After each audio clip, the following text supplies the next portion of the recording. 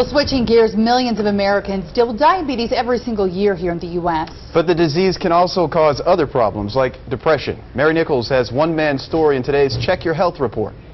That I definitely had diabetes, and from what they could tell, it's a pretty serious case of diabetes. During a vacation to Hawaii, Glenn Biesinger noticed something was wrong. A trip to the doctor would reveal that Glenn had diabetes. After that diagnosis, Glenn's life took a downward turn. Just couldn't deal with it or blamed it on everyone else or everything else, and just figured I didn't deserve it. You know, like I said, I just lived a really good, healthy life and was in great health.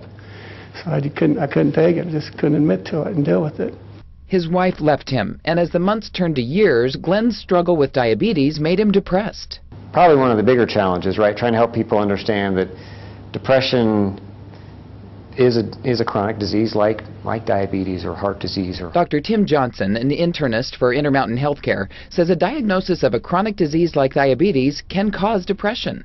But sometimes there's an inherited predisposition to depression, and they haven't done anything to cause the depression. It just happens.